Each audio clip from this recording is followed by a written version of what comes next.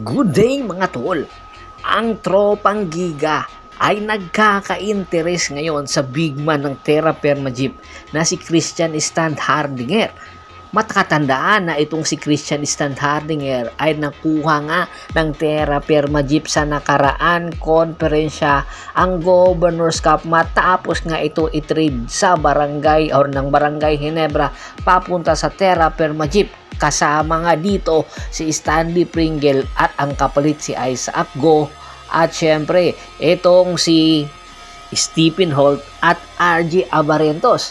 Kaya naman nagkaka-interes ang tropang Giga kay Christian Standhardinger dahil nga napapabalita ngayon nagkakagulo ang Terra Firma Jeep.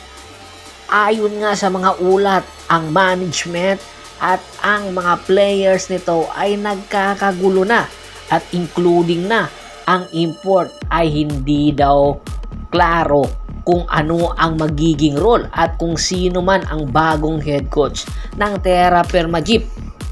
Matatandaan, sa katatapos na Governor's Cup ay sinibak na rin ang head coach ng Terra Firma Jeep na si John Del Cardel.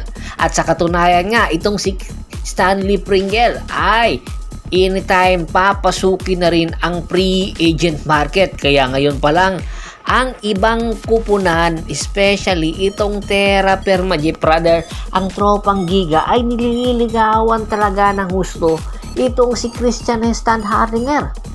Dahil malaking tulong itong si Christian Standhardinger sa tropang Giga kung sakasakaling makuha nila ito.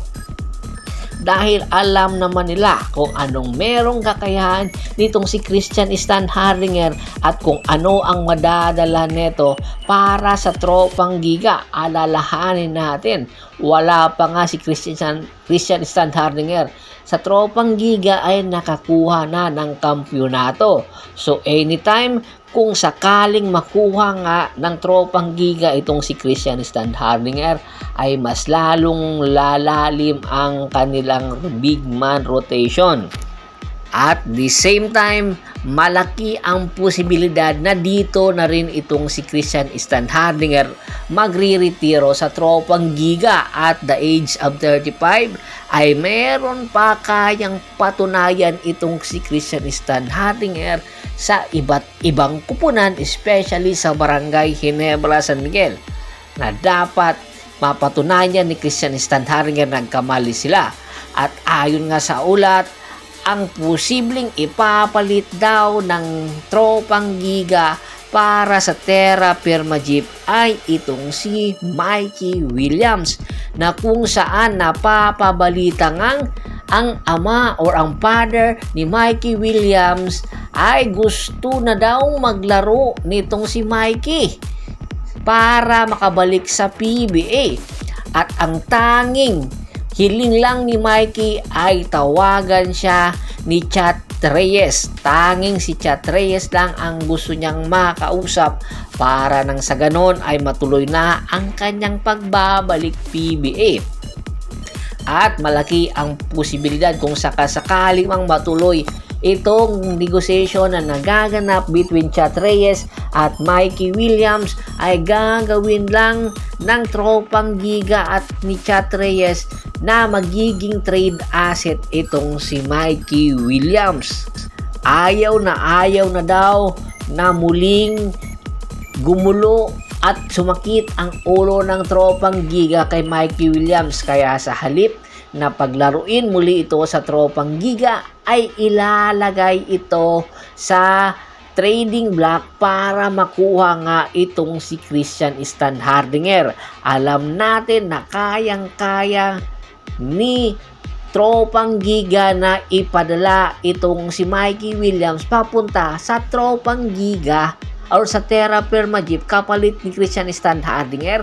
At itong si Mikey Williams, kung sakasakaling mapunta na ito sa Terra Firma Jeep, ang magiging destinasyon nito ay ang Barangay Ginebra, San Miguel, na number 1 na sutor ngayon ni Mikey Williams. Pag-amin mismo yan ni coach or team manager Jojo Lastimosa na ang Barangay Ginebra ang nangunguna para makuha itong si Mikey Williams. Hindi lang ang Converge Fiber Xers. Kaya ang mga trade asset ng Barangay Ginebra ay nandoon muna sa Terra Firma Jeep at magpapakawala naman ang Barangay Ginebra San Miguel ng mga bench players kung sakaling nandoon na ito si Mikey Williams sa Terra Firma Jeep.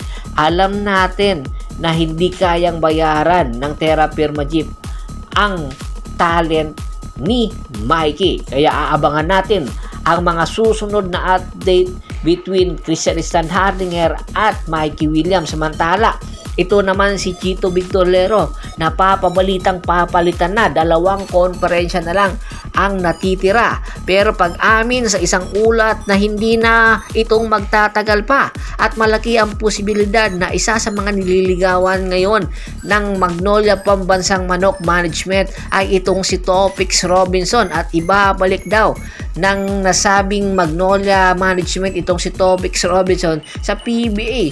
Hindi na daw dapat pa magtagal si Topix Robinson sa UAAP. Mayroon na itong napatunayan na kayang-kaya niyang magkampiyon sa ilalim ng De La Salle University at malaki ang tsansa pagkatapos nitong UAAP season kung sakasakaling makuha pa rin ni Topix Robinson ang kampyonato ng La Salle ay diretso na agad ito sa Magnolia Pambansang Manok Timplados. Ito daw ang dapat na magiging coach ng Magnolia sa mga nakaraan konferensya pa dahil nga napaka-innovative at napakagaling na coach nitong si Topix Robinson. Kaya hindi kataka-taka na madaming mga liga ang nagkaka-interest na kunin ito na coach doon sa kanilang liga. Bago pa man natin tapusin ang ating kwentuhan, shout out muna tayo sa ating mga solid na followers na laging sumusuporta sa atin.